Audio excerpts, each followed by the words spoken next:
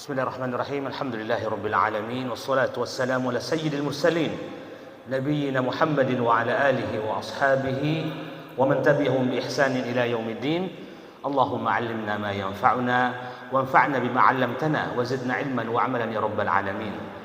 Jemaah yang sama berbahagia, jemaah Masjid Nailul Maram yang semoga Allah berkahi selalu. Semoga yang punya kesusahan dimudahkan oleh Allah Subhanahu wa taala. Semoga yang punya utang dilunasi oleh Allah Subhanahu wa taala. Yang belum menikah dimudahkan jodohnya. Ditambah lagi nih. Alhamdulillah. Kita berdoa panjang begini karena senang lihat jamaah.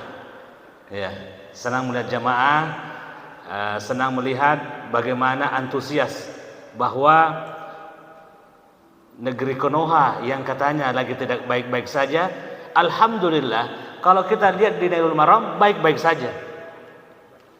Ya, alhamdulillah apa yang terjadi di luar itu dengan pengaturan Allah Subhanahu wa taala.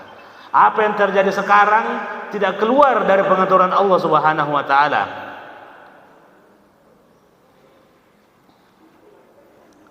Mungkin ada jemaah yang bisa menjawab pertanyaan sederhana ini.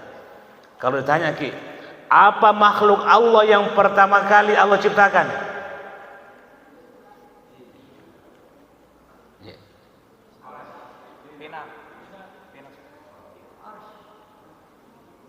Ada jawaban ketiga.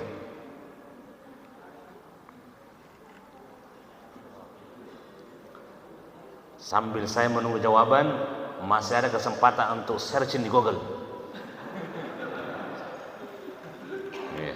Masih ada kesempatan untuk search di Google, masih ada. Yeah. Makhluk yang pertama kali Allah ciptakan itu memang ada dua versi.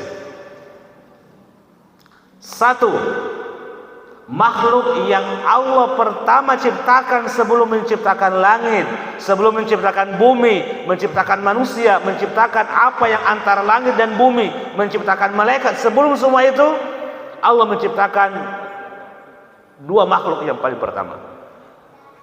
Saya mengambil dua versi ini, saya gabung. Satu, makhluk yang pertama Allah ciptakan adalah Al-Qalam.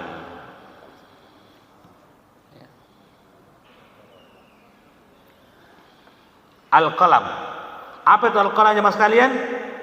Pena. Dan Allah Subhanahu wa taala bersumpah dengan pena di dalam Al-Qur'an. Nun wal qalami wa ma yasturun. Nun, huruf nun. Demi pena, wal qalam. Demi pena, wa ma yasturun. Dan apa yang ditulis oleh pena itu? Apa yang dimaksud di sini? Pena yang pertama kali Allah ciptakan. Ketika Allah menciptakan pena, kemudian pena bertanya kepada Allah, "Ya Allah, madza aktub?" Apa yang saya tulis? Kata Allah Subhanahu wa taala, "Uktub ma huwa kainun ila yaumil qiyamah." Tulis semua yang akan terjadi sampai hari kemudian. Berapa isinya surga? Berapa isinya neraka? Berapa jumlah malaikat? Penciptaan langit, penciptaan bumi, berapa tebalnya ozon, berapa kadar oksigen, semua itu tercatat di dalam Lauhul Mahfuz yang ditulis oleh pena. Nah, ketika Nabi SAW menceritakan hadis ini, ketika Allah memerintahkan kepada pena untuk menulis apa yang terjadi, jadi 50.000 tahun sebelum diciptakannya langit dan bumi, itu seluruh takdir sudah tercatat oleh pena itu yang terjadi. Tapi itu kan ilmu gaib, tidak ada yang tahu. Nabi pun tidak ada yang tahu. Tidak ada yang tahu, itu ilmu gaib. Apa yang Allah tentukan, apa yang Allah putuskan, semua ada di dalam Lauhul Mahfuz yang ditulis oleh pena. Di dalam riwayat ini kemudian Nabi SAW menceritakan ketika Allah Subhanahu wa taala memerintahkan pena untuk menulis, ketika itu Allah sedang bersemayam, Allah sedang berada di atas arsy. Artinya pena dengan arsy itu ada. Dan makhluk yang paling besar, makhluk yang paling besar ukurannya yang pernah Allah ciptakan itu arsy. Langit dan bumi tidak ada artinya. Besarnya langit dan bumi ini tidak ada artinya kalau dibandingkan dengan arsy, karena arsy itu atap dari seluruh makhluk. Atapnya makhluk seluruh yang Allah ciptakan, atapnya itu ujungnya adalah arsy. Sehingga sananya Allah Subhanahu wa taala. Dan itu termasuk di antara makhluk yang pertama kali Allah ciptakan. Jadi kalau begitu Ustaz, kalau sudah ditulis ini semua berarti kita tidak usah terlalu sibuk. Karena sudah ditentukan. Sudah ditulis. Tidak ada yang tahu. Itu ilmu gaib. Berapa besok kita makan beras, berapa besok uang yang kita dapat, bagaimana kita besok, tidak ada yang tahu. Itu ada di sana. Sampai berapa jumlah orang di neraka, berapa jumlah penduduk surga, sudah ada di sana. Tapi itu ilmu gaib. Ya, ilmu gaib. Jamaah yang sama berbahagia. Ini sekedar pemanasan. Ya, pertanyaan tadi ini pemanasan. Jam berapa Isya Ustaz? Jam 7 lewat 15. Berarti masih ada sekitar 35 menit lagi. Ya. Baik. Sebuah perkara yang perlu kita imani ini masalah takdir. Jadi masalah ketentuan Allah Subhanahu wa taala itu ilmu gaib, tapi kita harus yakin. Rukun iman ada berapa jam sekalian? Itu iman perkara yang nampak atau perkara yang tidak nampak? Kalau rukun Islam perkara yang nampak. Itu rukun Islam, jamaah sekalian, itu identitas seorang muslim. Bukan masalah kesombongan. Bukan masalah riya, saya pergi haji, tidak, saya pergi sholat jemaah, itu bukan masalah riya di situ, itu identitas. Jadi rukun Islam itu perkara yang dilakukan secara zahir. Orang lihat, oh kalau dia sholat dia Islam. Maaf, kalau Anda tidak sholat, jangan salahkan orang mengatakan Anda kafir, karena Islam itu identitas dan sholat itu adalah identitas seorang muslim. Kalau orang puasa di bulan Ramadan, kemudian Anda tidak berpuasa, maaf, jangan salahkan orang mengklaim bahwa Anda bukan muslim. Kenapa? Islam itu identitas. Islam itu perkara yang harus ditampakkan, dan itu ada 5 perkara. Mengucapkan 2 kalimat syahadat, salat, zakat, puasa, haji. Semua ini nampak semua. Tapi kalau perkara Islam, iman, rukun iman, itu perkara yang ada di dalam hati. Iman kepada Allah, iman kepada malaikat, iman kepada kitab, iman kepada Rasul, iman kepada hari kiamat, iman kepada takdir baik dan takdir buruk. Ini yang kita bilang tadi, yang pertama kali Allah ciptakan itu qalam untuk menulis takdir. Ada yang tahu takdir? Tidak ada. Nabi SAW, seandainya ya, Nabi mengatakan tidak usah kita berusaha. Kalau kita disuruh untuk berperang dan dikatakan menang, ditakdirkan menang, kita akan menang meskipun tidak berperang. Tapi tidak, Nabi tidak mengajarkan itu. Nabi mengajarkan ketika kita beriman kepada takdir, maka kita beriman itu dengan melakukan usaha. Jika kita sudah maksimal melakukan usaha, dapat tidak dapat, itulah takdirnya Allah Subhanahu wa taala. Takdirku Ustaz, hari ini saya kenyang. Ustaz, takdir saya hari ini saya kenyang. Tapi orangnya tidak mau bangun dari tempat tidurnya, tidak mau pergi cari makanan, tidak mau pergi menggerakkan. Apakah dia akan makan? Tidak. Makanya ulama kita mengatakan takdir itu ilmu Allah, ketentuan itu ilmu Allah, dan tidak ada yang tahu. Yang diminta dari kita adalah wa qul i'malu fasayarallahu 'amalakum wa rasuluhu wal mu'minun. Wahai Muhammad, katakan kepada seluruh umatmu, i'malu, bekerja, bergerak, beraktivitas, itu perintah Allah. Kita disuruh beriman kepada takdir, tapi Allah juga menyuruh kita untuk bergerak. berusaha, bekerja, beraktivitas. Karena Allah akan melihat amalan kalian. Apakah ada yang tahu takdirnya? Tidak ada. Tapi Allah perintahkan, dan kita yakin dengan perintah Allah, iman kepada kitab, Allah memerintahkan kita untuk bekerja. Jadi, semua yang terjadi tidak lepas dari pengaturan Allah. Baik. Suatu ketika Mu'adz bin Jabal pernah dibonceng oleh Nabi Shallallahu Alaihi Wasallam di atas keledai. Di atas keledai. Keledai mungkin ada di Indonesia, Pak? Ada di kebun binatang kayaknya, di keledai. Ya? Ada di Senjai? Tidak ada. Alhamdulillah. Ya. Keledai, ya, kalau menikah, kalau dikawinkan, bukan menikah kalau binatang. Kawin. Kalau kawin keledai dengan kuda, itu akan memunculkan hewan yang kedua yang namanya bigol. Bigol itu lebih pendek dari kuda, lebih tinggi dari keledai.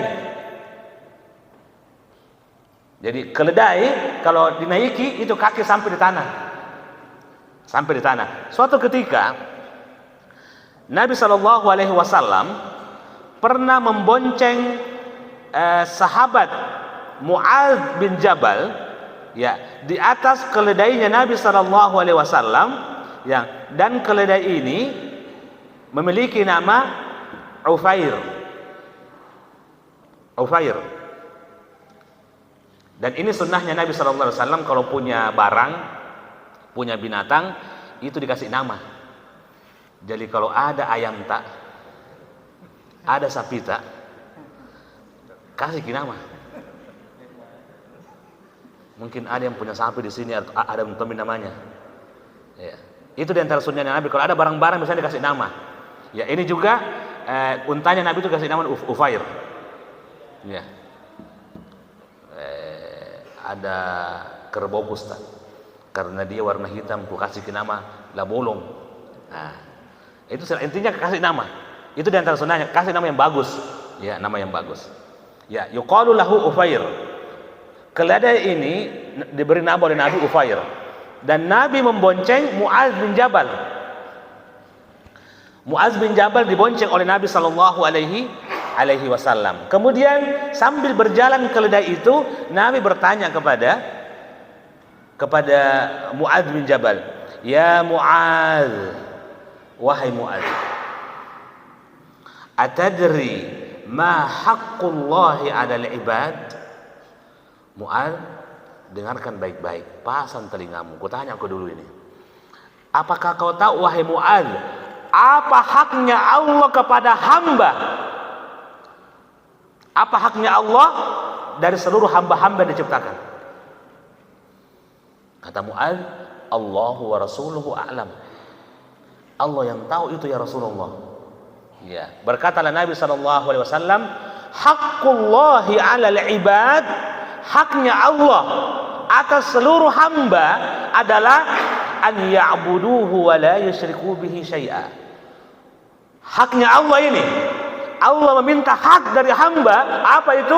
Tidak boleh hamba beribadah kepada selain Allah, hanya kepada Allah semata. Itu haknya Allah. Dari ketika Allah menuntut haknya cuma ini. Apa itu? Seorang hamba hanya menyembah Allah Subhanahu wa taala dan tidak berbuat syirik. Kemudian sambil berjalan lagi keledainya, bertanya lagi Nabi sallallahu alaihi wasallam, "Ya Mu'adz, atadri ma haqqul ibadi 'ala Allah?" Tahukah engkau wahai Mu'adz, apa haknya hamba kepada Allah? Tadi kan haknya Allah kepada hamba, tidak boleh berbuat syirik, hanya menyembah semata kepada Allah. Sekarang Nabi bertanya untuk kedua kalinya, apakah haknya seorang hamba kepada Allah? Sekarang kita minta hak kita apa? Tadi haknya Allah, sekarang haknya hamba kepada Allah apa, Mu'adz? Kata Mu'adz, Allah wa rasuluhu a'lam. Allah dan Rasulnya yang tahu. Langsung Nabi menjawab, haqqul ibadi 'ala Allah, haknya hamba kepada Allah Subhanahu wa taala adalah alla yu'adziba man la yusyriku bihi syai'a. Haknya hamba kepada Allah, permintaannya hamba kepada Allah adalah Allah tidak akan mengazab hamba yang tidak berbuat syirik. Wih, senang sekali Mu'adz mendengarkan ini. Mu'adz senang, gembira. Maka beliau mengatakan, ya Rasulullah, afala ubasyiru bihin nas? Ya Rasulullah, ini kabar gembira. Haknya Allah kepada hamba tidak boleh berbuat syirik, menyembah hanya kepada Allah. Penyembahan itu adalah ibadah. Ibadah itu ibadah luar, zahir, dan ada ibadah hati. Tapi Bapak dan Ibu yang kami muliakan, yang mana yang lebih banyak, ibadah zahir atau ibadah hati? Saya kasih waktu setengah menit. Google. Iya. Yang mana yang lebih banyak? Tapi ibadah yang tidak nampak dalam hati atau ibadah yang kita lakukan di luar?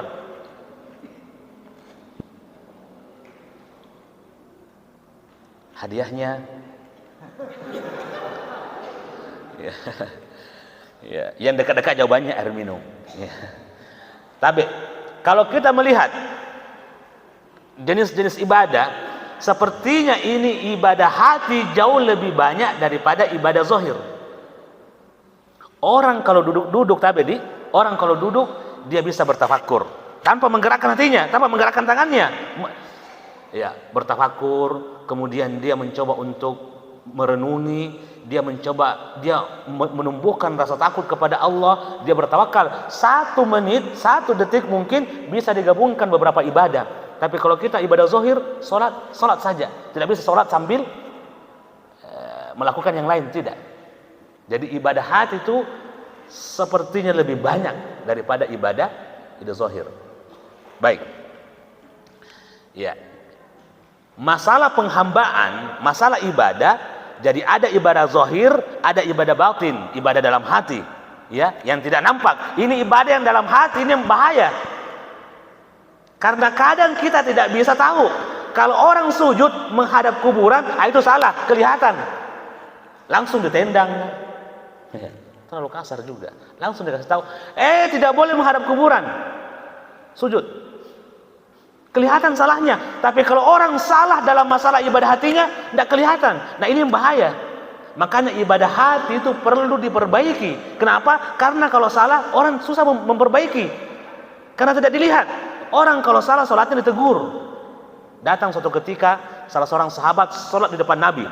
Allahu Akbar, Allahu Akbar, Allahu Akbar, Allahu Akbar. Sholat seperti mematok. Sujud, ruku. Itu cepat. Nabi SAW langsung memanggil, wahai sahabatku, ke sini. Sholli fa innaka lam tusolli. Salat kembali. Sungguh engkau belum salat. Salat lagi. Cak. Salat apa ini? Intinya salatnya itu cepat. Langsung Nabi mengatakan ketika salam kiri kanan, kata Nabi, sholli. Salat lagi. Fa innaka lam tusolli. Kau belum salat. Artinya apa? Sesuatu yang nampak dan salah gampang ditegur. Ini masalah ibadah zahir nih. Makanya pada kali ketiga sahabat tadi ini salah salatnya, Nabi kemudian mengajarkan salat yang benar. Wahai sahabatku, begini. Idza kumta, kalau engkau salat berdiri, fakabbir, bertakbir. Baca ini, sujud dengan tenang, ruku dengan tenang, tumaknina, bangun dari i'tidal, tenang, begitu. Artinya Nabi ajarkan tumaknina, bahwa tumaknina itu rukun solat dari hadis ini.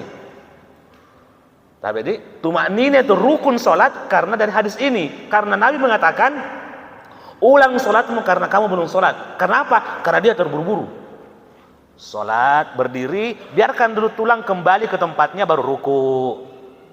Ketika ruku, bangun lagi, biarkan tulang kembali ke posisinya, baru lagi sujud. Ketika sujud, biarkan semua tulang-tulang masuk ke tempatnya, baru bangun dari untuk kedua sujud, duduk di antara 2 sujud. Ketika duduk, pelan-pelan, biarkan tulang kembali, semua nyaman, baru kita sujud lagi. Jangan. Nah, itu tidak benar. Makanya tumaknina itu rukun karena Nabi menyuruh ulangi sholatnya. Ya. Jadi tadi ini contoh bahwa pelanggaran yang nampak gampang ditegur. Tadi Yang nampak gampang ditegur, tapi ketika ibadah hati yang salah, susah ditegur. Tidak ada yang lihat, cuma kita dengan Allah yang tahu ini. Cinta. Tapi apa? Cinta ini. Cinta ini agak sedikit-sedikit mentereng kalau kita sebut cinta ini. Agak sedikit-sedikit menggoda ini. Cinta itu, apakah seorang bisa mencintai banyak orang dalam satu waktu? Bisa, Pak. Satu waktu, kira-kira bisa kita mencintai banyak orang? Bisa. Karena dia mampu untuk mengkondisikan berapa orang yang dicintai. Takut, itu ibadah hati juga. Bolehkah kita, artinya apakah orang bisa takut ke beberapa orang? Bisa. Tapi kan ada takut manusiawi, ada takut yang mengantarkan kepada ibadah. Kalau takut manusiawi, takut kepada ular, itu bukan syirik. Takut kepada binatang buas, itu bukan syirik. Karena takut yang diharamkan adalah takut yang menjadikan rasa takutnya membuat dia menyembah kepada zat atau benda yang ditakuti. Itu baru syirik. Tapi ibadah hati ini yang paling bahaya. Karena ibadah hati ini susah untuk diidentifikasi. Cuma kita yang mampu, karena kita yang tahu. Kita duduk berdampingan. Dia sedang beribadah dengan hatinya, bertafakkur atau apa, kita tidak tahu. Kalau dia memikirkan salah, dia sedang memanggil roh-roh jahat misalnya. Roh-roh jahat sambil duduk. Dalam hatinya itu dia panggil roh-roh jahat dalam pengertiannya. Ya. Kita tidak tahu apa yang dilakukan. Tapi cuma dia yang tahu. Susah untuk kita benarkan juga. Tapi dia memiliki kelakuan dalam hatinya, perbuatan hati, pelanggaran. Susah. Maka tabe, amalan hati ini, ibadah hati ini, perbaiki baik-baik. Karena kalau salah, susah ditegur. Kalau nampak ditegur mudah, ya. Tapi dan ketika Allah Subhanahu Wa Taala mengabarkan lewat lisan Rasulullah bahwa seorang hamba jika tidak berbuat syirik dan hanya menyembah kepada Allah Subhanahu Wa Taala, maka dijamin tidak akan diazab. Wih, Masya Allah. Kata Mu'adz, ya Rasulullah, ini kabar terbaik yang pernah saya dengar ini. Intinya tidak berbuat syirik, Allah tidak akan mengazab kita. Saya Ustaz tidak berbuat syirik, tapi tidak sholat kah? Lain ceritanya ini. Tidak berbuat syirik, menyembah hanya kepada Allah, artinya sembah Allah dengan perintah-perintahnya. Sholat, itu semua perintah, menyembah Allah. Nih. Tapi tidak berbuat syirik. Beda orang yang sambil sholat, sambil juga berbuat syirik. Ini yang bahaya. Dan paling banyak jatuh kesyirikan di sini. Tapi karena ini tersembunyi, tidak bisa dilihat. Kesyirikan banyak terjadi di sini dalam hati. Masalah keyakinan. Orang bilang masalah mitos. Orang bilang masalah apa? Masalah-masalah yang agak-agak sedikit gaib. Salah memanage amalan hati, itu bahaya. Karena cuma kita yang tahu ini. Salah memahaminya bahaya. Ya, makanya tabe. Ya, kesyirikan terjadi. Kesyirikan terjadi di muka bumi ini satu sumber masalahnya. Kesyirikan yang terjadi di muka bumi ini sumber masalahnya satu. Ini yang salah. Kenapa bisa salah? Hatinya salah, amalan hatinya salah, dan inilah yang menjadi mesin besar syirik, yaitu bersangka buruk kepada Allah. Itu bersangka amalan badan atau amalan hati? Tapi, jamaah sekalian, bersangka baik, bersangka buruk itu amalan hati atau amalan badan? Ya, yang bersangka baik, apakah telinga mata atau hati hati. Jadi ini amalan hati. Tapi inilah awal kali syirik muncul di dunia ini karena ada amalan hati yang salah. Iya, ada amalan hati yang salah. Makanya ketika Nabi sujud, itu Nabi berdoa, Allahumma ya muqallibal qulub, wahai zat yang membolak-balikkan hati, ya, ya muqallibal qulub, wahai yang membolak-balikkan hati, jadikanlah hatiku senantiasa dalam ketaatan kepadamu. dalam ketaatan. Karena hati itu Allah yang pegang, Allah yang membolak-balikannya. Kadang orang senang, kadang tiba-tiba ketawa, kadang tiba-tiba marah. Hati itu bisa berubah kapan saja. Makanya kita berdoa agar Allah memberikan hati yang diberikan ketaatan kepada Allah, tidak dipalingkan dari ketaatan itu. Tapi kita masuk ke dalam pembahasan. 16 menit lagi azan insyaallah. Yang mudah-mudahan bisa kita selesaikan. Berburuk sangka saja kepada makhluk itu dosa. Tapi berburuk sangka kepada makhluk itu dosa. Apalagi berburuk sangka kepada siapa? Kepada Allah. Nah, kesyirikan itu muncul karena buruk sangka seorang hamba kepada Allah. Bagaimana ceritanya? Kenapa orang itu mau ikat benang hitam di mana? Di pinggangnya, dipasang beberapa jimat mungkin di situ. Tapi kenapa dia melakukan itu? Karena dia berburuk sangka kepada Allah bahwa ada perkara-perkara di dunia ini yang Allah tidak lakukan, yang mampu melindungi saya dari ini Allah tidak main di sini. Artinya apa? Dia berburuk sangka. Padahal apa kata Allah dalam Al-Quran? Qul lan yusibana illa ma kataballahu lana. Katakanlah wahai Muhammad kepada umatmu, tidak ada yang mampu menimpa, tidak ada yang terjadi di muka bumi ini kecuali dengan izin Allah.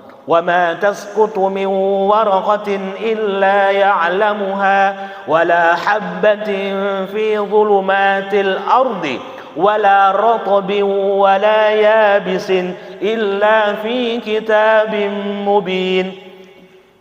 Tidak ada daun yang jatuh dari pohonnya, tapi di seluruh pohon yang ada di dunia tidak ada satupun daun yang jatuh kecuali Allah tahu kapan dia jatuh. Wa ma tasqutu min waraqatin illa ya'lamuha. Kapan dia jatuh, di mana nanti jatuhnya, jam berapa dia jatuh, Allah punya ilmu tentang itu. Detail sekali. Wa ma tasqutu min waraqatin dalam surah Al-An'am. Maka illa ya'lamuha wala habbatin. Tidak ada biji-bijian di tempat yang gelap. Tidak ada tempat yang basah, tidak ada tempat yang kering. Wala ratbin wala yabisin illa fi kitabim mubin. Kecuali Allah sudah menentukan semua, di mana tanah yang basah, di mana tempat yang gelap. Ada biji-biji yang hitam di tempat yang sangat gelap. Allah tahu kalau ada biji di situ. Kita tidak bisa melihat. Ilmu Allah meliputi segala sesuatu. Jadi ketika ada orang yang memasang beberapa entah jimat, entah penolak bala, maaf, mereka itu sedang berburuk sangka kepada Allah. Bagaimana caranya? Mereka mengatakan dalam hatinya, untuk urusan ini Allah tidak ada urusannya. Kenapa? Seandainya dia mengatakan Allah menguasai segala sesuatu, cukup dia berdoa kepada Allah. Tapi kenapa dia mengikutkan benda dengan mengatakan untuk ini bisa memberikan manfaat, ini akan menolak bala? Memang yang menolak bala siapa? Allah atau barang ini? Tapi yang menolak bala Allah atau barang ini? Allah. Kenapa kita masih mengambil ini? Berarti kita masih ragu atas kekuasaan Allah. Artinya apa? Kita berburuk sangka atas kekuasaan Allah. Dipahami? Jadi satu akar permasalahan kesyirikan di dunia ini adalah berburuk sangka. Dan itu amalan hati. Tapi kalau amalan hati rusak, susah ditegur, tidak dilihat. Amalan hati itu tidak dilihat. Makanya perbaiki hati kita, memanage hati, membersihkan hati. Ya Allah, bersihkan hati saya dari kesyirikan, bersihkan hati saya dari sifat-sifat yang tidak terpuji.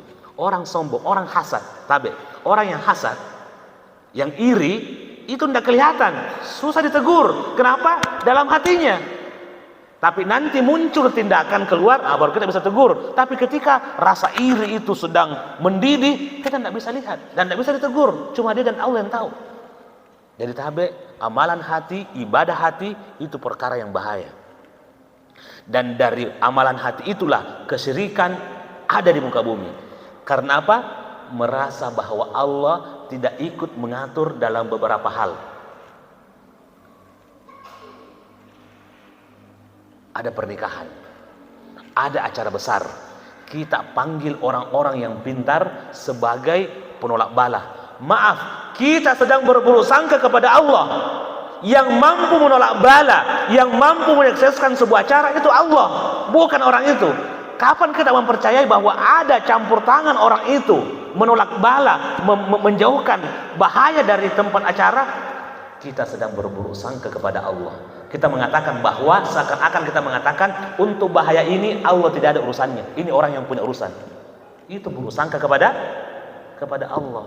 Jadi tabe, ya, masalah mitos-mitos, masalah keyakinan, tabe. Tidak ada yang menimpa sesuatu terjadi di muka bumi ini kecuali Allah yang tahu semuanya. Dan semua dibawakan dari Allah. Makanya Allah Subhanahu wa taala berfirman, "Kullu yaumin huwa fi sya'n." Dalam surah Ar-Rahman. Setiap hari itu Allah sibuk. Apa tafsiran ayat ini ketika ulama kita mengatakan setiap hari Allah itu sibuk? Di antara ulama kita mengatakan dalam kitab tafsir mereka, Allah sibuk mendengarkan doa hambanya, Allah sibuk menyelamatkan orang yang terjatuh dalam bahaya, Allah sibuk mendengarkan seluruh apa yang menjadi permasalahan hamba. Jadi Allah sibuk setiap hari mendengarkan semua itu. Dan Allah memberikan semua permintaan sesuai dengan permintaannya, dengan bahasanya, tanpa tercampur bahasa. Allah semua paham bahasanya, ya. Ada orang yang berdoa kodong tidak tahu berbahasa, saking beratnya ujian hidupnya, cuma angkat tangan saja dan dia berbicara dengan Allah dengan hatinya. Apakah Allah dengar? Allah tahu. Alimun bidzatis sudur. Allah tahu apa yang ada dalam dada kita. Meskipun kita mungkin tidak berdoa saking beratnya ujian, ya Allah, amin. Tidak bisa kita berbicara saking beratnya ujian hidupnya, tapi isi hatinya sudah sampai. Kenapa? Allahu alimun bidzatis sudur. Allah tahu apa yang ada di dalam hati kita. Kita mengungkapkannya atau kita membahasakannya dengan lisan kita, Allah tahu semuanya. Jadi tahu, jadi bersangka buruk itu adalah awal mula kesyirikan. Kalau kita melihat awal mula kesyirikan, seluruh perkara-perkara syirik yang terjadi itu sejarahnya ketika di zaman kaumnya Nabi Nuh. Di zaman kaumnya Nabi Nuh, awal kali kesyirikan terjadi karena sebelum Nabi Nuh tidak ada kesyirikan. Nabi Adam sampai cucunya, anak-anaknya, Nabi Idris, semua tidak ada kesyirikan. Nanti muncul Nabi Nuh di kaumnya itu baru muncul kesyirikan. Jadi sebelum Nabi Nuh itu belum ada kesyirikan. Nanti di zamannya Nabi Nuh muncul kesyirikan. Itu diceritakan oleh Allah Subhanahu wa taala. Apa jenis kesyirikannya? Awal kali kesyirikan itu ketika bersikap berlebih-lebihan kepada orang soleh.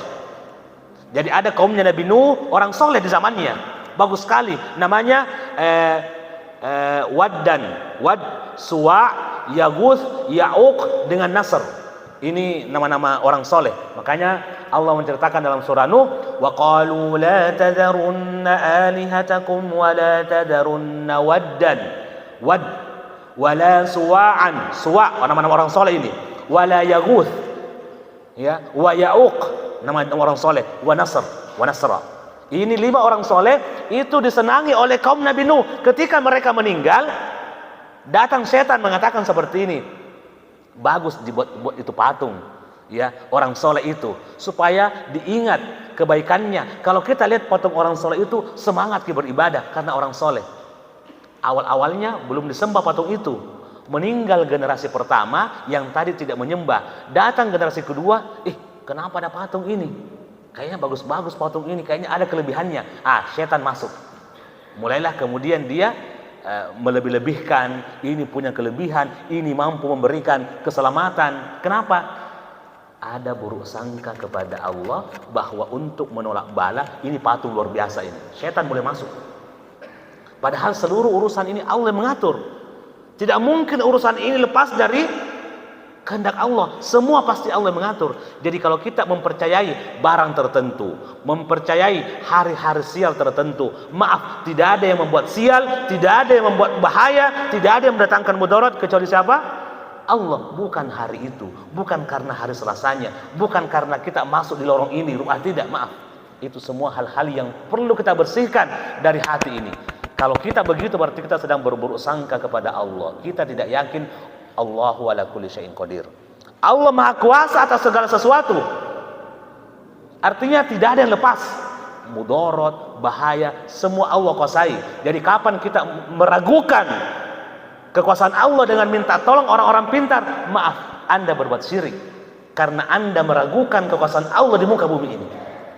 Jadi orang yang berbuat syirik itu meragukan kekuasaan Allah, berburuk sangka bahwa urusan ini Allah tidak bisa mengatur. Bayangkan, Allah tidak bisa mengatur sampai minta orang pintar, berburuk sangka kepada Allah Subhanahu wa taala. Dan tauhid, ya, luar biasanya itu buruk sangka. Ya, disebutkan di dalam surah Al-Fath, Allah Subhanahu wa taala berfirman, "Adh-dhannina billahi dhannas saw' 'alaihim dairatus saw'." Orang yang berburuk sangka, tadi orang yang berburuk sangka kepada Allah, adh-dhannina billahi dhannas saw'. Orang yang berburuk sangka yang kemudian menjadi awal kesyirikan, orang yang berburuk sangka kepada Allah, apa kata Allah balasannya? Dan ini tidak diberikan kepada dosa-dosa yang lain. Jarang Allah menyebutkan azab, ancaman bertubi-tubi seperti orang yang berburuk sangka karena dia akar kesyirikan. Apa kata Allah? Alaihim dairatus saw'. Orang yang berburuk sangka itu akan mendapatkan ujung yang sangat mengenaskan. Bayangkan, mengenaskan, dairatus saw', selalu ada bahaya, selalu ada hal yang tidak disenangi akan mengenai dia. Karena orang itu kalau berburuk sangka, pasti yang datang yang buruk-buruk. Kan begitu kata Allah Subhanahu wa taala, "Ana 'inda dhanni 'abdi bi wa ana ma'ahu hina yadhkuruni." Saya selalu bersama dengan persangkaan hambaku kepadaku. Kapan dia bersangka baik, saya akan berikan yang baik. Tapi kapan dia bersangka buruk, saya akan berikan yang buruk. Tidak bagus di situ. Tidak bagus memang. Akhirnya datang ke situ tidak bagus memang. Kenapa? Persangkanya sudah buruk. Tapi kalau kita punya persangkaan yang baik, insya Allah bagus. Apapun yang terjadi, kita yakin kepada Allah bagus. Sampai ke sana, bagus. Kenapa? Energi positif yang kita bawa. Tapi kalau sudah dari awal energi negatif, memang sudah tidak pasang muka yang nyaman. Masuk di lorong itu kayak tidak enak. Memang ada kayak penjaga. Kita yang menakut-nakuti diri kita, kita yang membangun energi negatif, itu persangkaan buruk. Dan tabe sangka buruk itu diberikan beberapa ancaman. Satu, alaihim dairatus saw'. Selalu ada bahaya yang menimpa orang yang berburuk sangka karena selalu buruk-buruk pemikirannya. Satu. Ini tabe diurut ini. Alaihim dairatus saw' wa ghadiballahu alaihim wa la'anahum. Allah akan murka kepada orang yang berburuk sangka. Tadi sudah selalu bahaya datang dari kiri kanan, selalu datang bahaya, dairatus saw'. Yang kedua, wa ghadiballahu alaihim. Allah akan murka kepada mereka yang berburuk sangka. Yang kedua, wa la'anahum. Allah akan melaknat mereka. Tahu kita artinya laknat? Laknat itu menjauhkan segala kebaikan dari diri kita. Mau dapat rezeki, dapat uang, pembagian, tidak didapat nomornya. Ada bansos, tidak ada lagi info. Intinya selalu tidak benar, selalu kebaikannya itu jauh. Itu namanya wa ghadiballahu alaihi wa la'anahum. Laknat itu ketika kebaikan dijauhkan dari kita dan selalu keburukan yang dialamatkan kepada kita. Tabe, berburuk sangka itu selalu dekat-dekat dengan keburukan. Yang kedua, dapat murkanya Allah. Yang ketiga, dapat laknatnya Allah Subhanahu wa taala. Kenapa di Allah selalu begini? Begini tongko dan selalu hidupku ini. Tidak ada tongko dan itu apakah yang itu kan berburuk sangka. Berusaha maka Ustaz, sudah maka begini, tapi memang Allah tidak mau kebaikan buat saya. Istighfar. Itu buruk sangka kepada Allah. Sudah maka Ustaz, semua sudah sejata, tapi tidak lolos juga Ustaz. Tapi Allah tidak mau kita di situ. Kalau kita di situ bahaya. Jangan berburuk sangka kepada Allah. Tapi berburuk sangka tadi dapat bahaya terus, dapat murka Allah, dapat laknat Allah. Yang ujungnya apa kata Allah? Wa ghadiballahu alaihim wa la'anahum wa a'adda lahum jahannam. Dan Allah akan menyiapkan jahanam bagi orang yang berburuk sangka. Pak, bertubi-tubi ancaman ini. Dari tabe, jangan berburuk sangka karena itulah awal dari kesyirikan. Awal dari sumber bahaya malapetaka ketika berburuk sangka kepada siapa?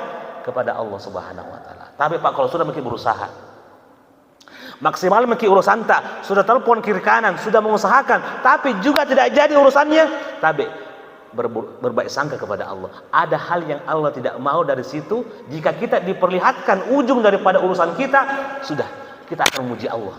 Kenapa? Itu ilmu gaib. Oh iya tadi ternyata kalau saya jadi di situ, jadi koruptor kak, langsung kak dikasih pakai rompi orange.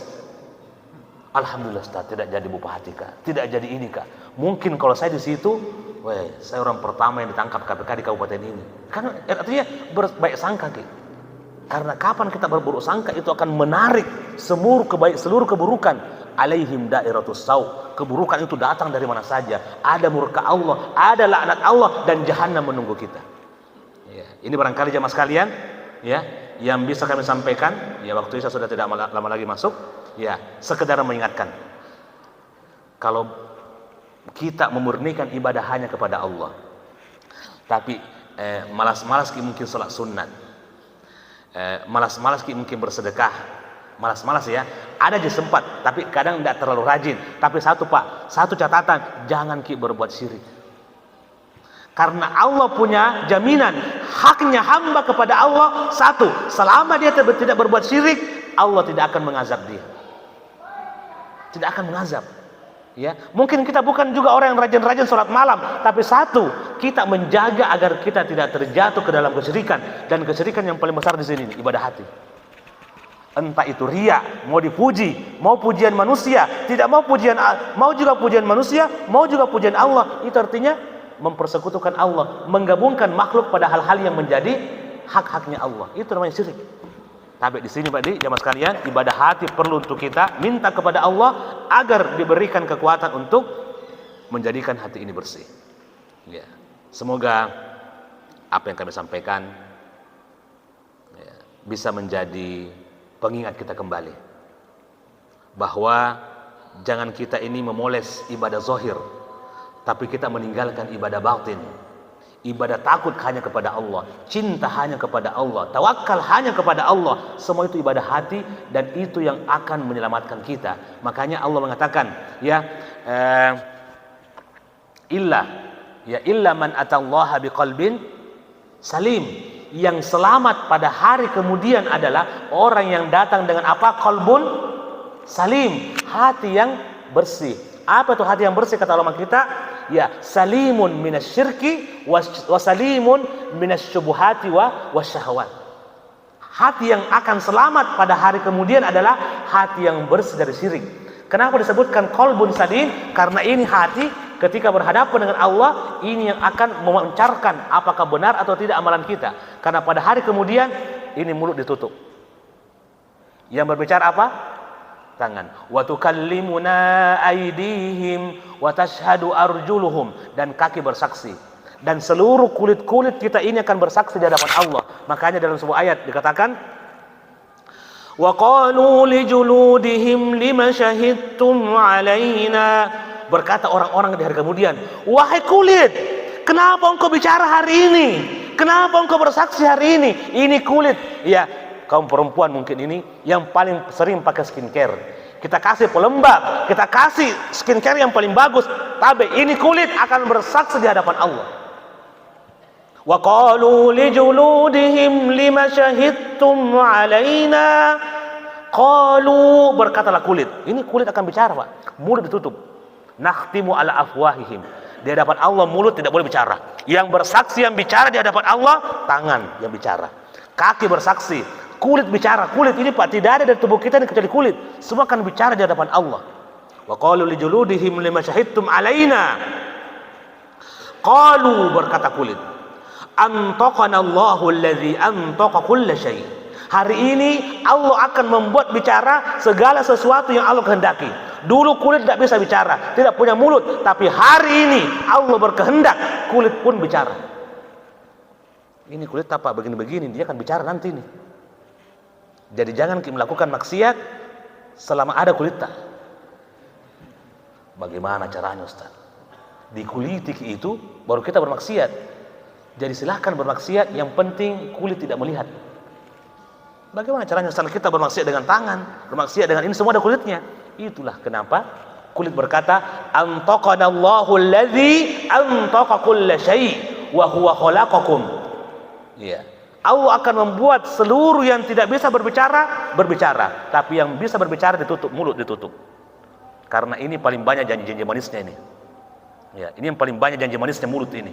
Paling pintar bersilat lidah, makanya ditutup. Yang bicara tangan, yang bersaksi kaki, yang bicara apa? kulit. Semoga Allah Subhanahu wa taala menyelamatkan hati kita dari kesyirikan. Makanya Abu Bakar berdoa, Allahumma inni a'udzubika an usyrika bika syai'an wa ana a'lamuhu. Ya Allah, saya berlindung kepadamu dari berbuat syirik yang saya tahu, dan saya berlindung kepadamu dari berbuat syirik yang saya tidak tahu. Karena kadang ada kesyirikan di hati kita yang kadang kita tidak tahu, dan itu kita berlindung darinya. Dan itu doanya Abu Bakar. Dan tidak ada orang yang paling soleh setelah Nabi kecuali Abu Bakar. Itu berlindung kepada Allah dari kesyirikan. Nabi Ibrahim saja berlindung dari kesyirikan. Masa kita ini tidak bisa berlindung dari kesyirikan? Nah, mungkin kita lebih sering terjatuh dalam kesyirikan. Makanya Nabi Ibrahim berdoa, ya, wajnubni wa baniya an na'budal asnam. Ya Allah, jauhkan diriku dan jauhkan anak-anakku dari menyembah berhala. Bisakah orang menyembah berhala sementara dia tahu itu adalah kemungkaran? Yang namanya hati terbolak-balik. Kadang kita tidak sadar, kita digiring untuk menyembah berhala dan kita tidak sadar. Makanya istighfar dari yang kita tahu dan istighfar dari yang kita tidak tahu. Demikian, lewat sedikit, mudah-mudahan ada pencerahan, ada kesadaran, ada usaha untuk memperbaiki keyakinan kita, rukun iman kita, hati kita ini perlu untuk di-manage dengan baik, karena hati ini susah untuk diperbaiki, karena susah untuk dilihat. Cuma kita dengan Allah yang tahu isi hati ini. Subhanakallahumma bihamdik, asyhadu an la ilaha illa anta astaghfiruka wa atubu ilaik. Wa sallallahu wa sallim ala nabiyyina Muhammadin wa akhiru da'wana alhamdulillahirabbil alamin. Assalamualaikum warahmatullahi wabarakatuh.